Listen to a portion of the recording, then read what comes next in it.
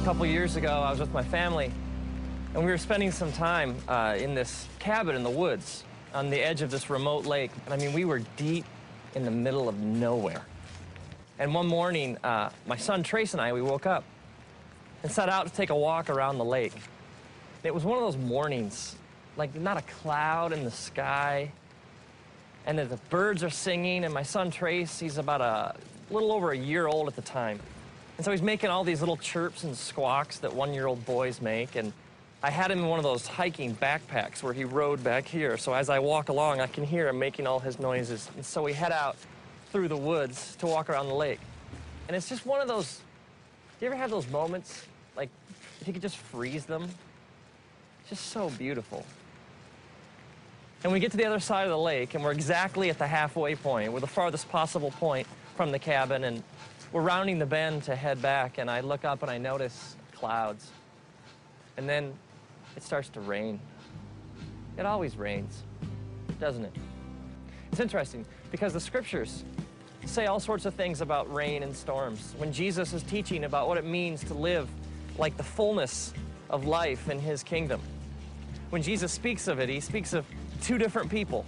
He speaks of a person who builds their house on sand, someone who chooses to reject his teachings, and someone who builds their house on rock, who chooses to build their life on Jesus' teachings. And then the metaphor he uses is that of a storm that comes, and the person who rejects his teachings and his truth, essentially the house built on sand just gets destroyed, but the house that's built on rock stands. So this idea, Jesus says, when the rains come, it's not like they might, they do. It rains in our lives a lot. At first, there's a drop here and a drop there, and so I put Trace's hood over his head. But what I didn't know was that he pulled it off. And so gradually the drops, they get bigger and bigger, and they fall faster and faster. And in no time, it is pouring. I mean, the kind of rain that just soaks, it plasters your hair against your head, and the kind that just drenches your clothing.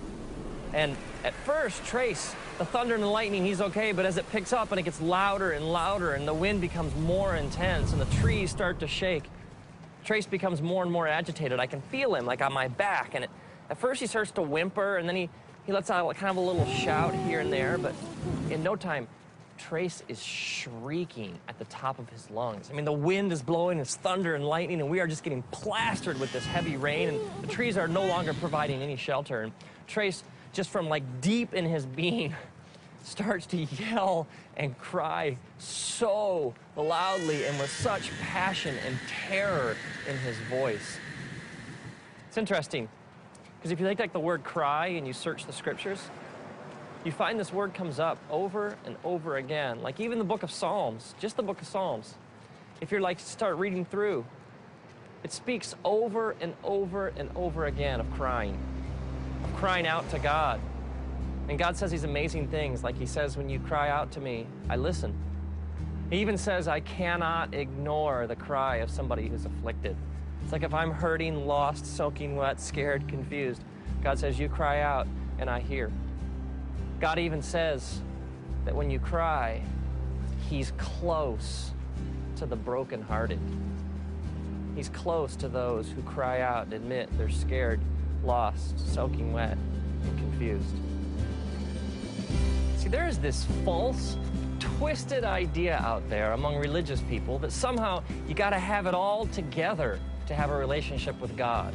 That like somehow God's only looking for people who have no problems and have it all nailed down and can put on like the happy face all the time. And yet the scriptures speak directly against this kind of thinking. I mean, Jesus is even just straight ahead, and he says, "Come to me, all you who are weary and heavy laden."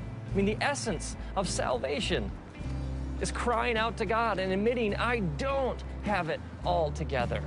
It's admitting I am lost, I am hurting, and this sinful nature that I carry around with me has really screwed things up for me. And God, if you don't show me the way home, if you don't fix things, if you don't step in, I am dying here. And this kind of thinking is all throughout the scriptures. It's over and over again. God says to us, when you come to me with all your junk, come to me with your problems, come to me all screwed up, all messed up. Let me take care of it.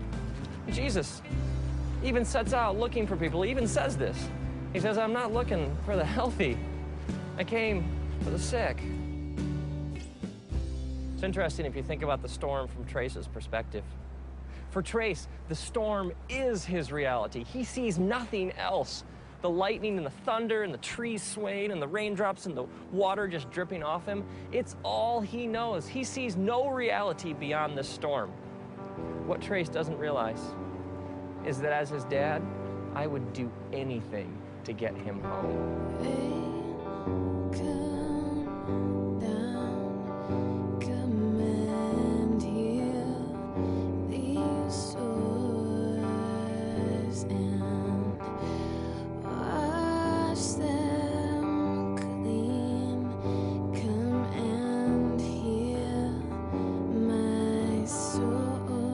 So at this point, Trace is shrieking at the top of his lungs in stereo right behind my head. And I stop, and I kneel down, and I take him out of the pack. And I pull him close to my chest, and I wrap my arms around him, and I hold him so tightly up against my heart. And for the last mile of our walk, the entire time, I bend over and I whisper into his ear over and over again, I love you, buddy. We're gonna make it. Dad knows the way home. We're gonna make it. I love you, buddy. And over and over and over again, through the storm, I carry him home, clutched tightly against my chest, whispering, I love you, buddy. We're gonna make it. Now imagine if, like, years later, Trace is in therapy or something, and he drags up this repressed memory of the walk. And he comes to me and he's like, Dad, what'd you let me go through that for? I got all this junk inside me. I thought you loved me. How could you have exposed me to something that horrible, that storm? I mean, why didn't you protect me? I would be crushed. Because for me, that walk was one of my deepest, most intimate memories of my life with my son. I wouldn't trade that experience for anything. Maybe you're bitter or you got all this anger inside because of some things you've been through, some storms in your life. And you're wondering if he really loved me, if God really was there, he wouldn't have let me go through that. And maybe God is saying, no, man, don't you understand? I got to hold you tight. And I got to remind you over and over again, I love you, buddy. As it says in the scriptures, the book of Deuteronomy, chapter 1, God's reminding his people of how good he's been to them. He says, remember, I carried you like a father carries a son.